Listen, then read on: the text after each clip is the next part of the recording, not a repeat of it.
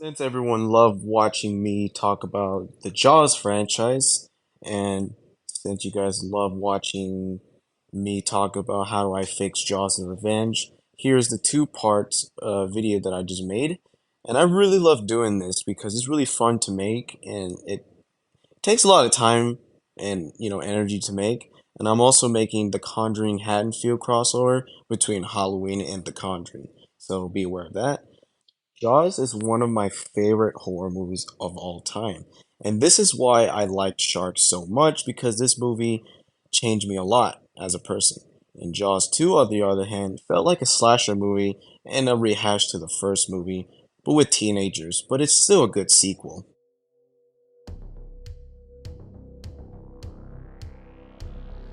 Jaws 3, on the other hand, it's the most cheesiest, bad special effect horror movie of all time.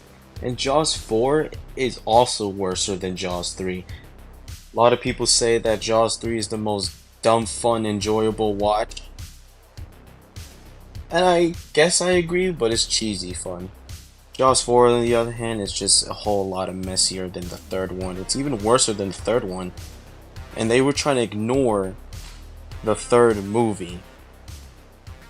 Man, has this franchise has gone downhill after Jaws 2. If you haven't checked out the new video that I talk about Jaws for the Revenge, uh, and how do I fix it, you should go check it out because I put in depth in this video a lot, and it's a two-parter. So let's talk about Jaws 3D. We talk about how we want to rewrite Jaws 4 and how would I fix it, how would I change the story and the characters and everything in depth. Let's talk about the big bad Jaws 3, known as Jaws 3D.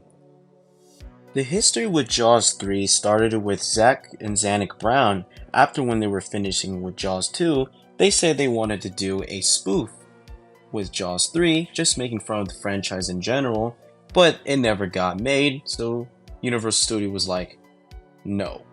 They wanted a serious approach and continue the story on with the Brody's family. Why would you want to do that? But a spoof? How would that work? It's probably somewhere in an alternate universe where this movie came out instead of the Jaws 3 that we got. I don't know, it'd probably be bad. It's really interesting to talk about, not gonna lie. Really interesting to think about a spoof, even though Jaws 3 is a spoof. You know, that's pretty ironic, not gonna lie. And also another concept that never got made was Gruden True Blood, who based on the New Jersey attack that inspired the original Jaws novel, with I Am Legend author Richard Matheson developing a concept for a shark swimming through the rivers. Until then, that got scrapped into a SeaWorld concept and forced Matheson, including the elements like Brody, children, and Pitch having the shark from the same shark from Jaws 2.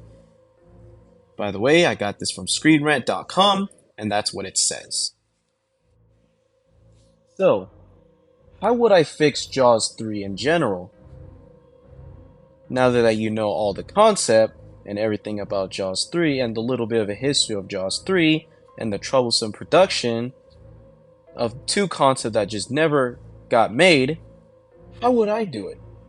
Well, I have a great idea. Bring back John D. Hancock. The only thing that was missing in Jaws 2 was that gritty and darker version of Jaws 2. Bring him back one more time for this third Jaws sequel.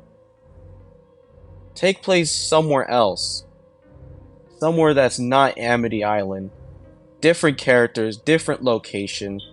This is basically a standalone Jaws sequel with no recollection to Jaws or Jaws 2.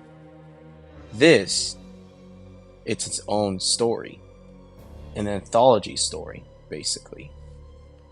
We're gonna stop right there, and we will continue this in part 2. So, did you like what I said? Or do you have different ideas or opinions on Jaws 1 through 4? Give me your ideas for a grittier, darker version of Jaws 3. Until next time, I will be talking about the character development and its story itself. I'll see you guys in the next video.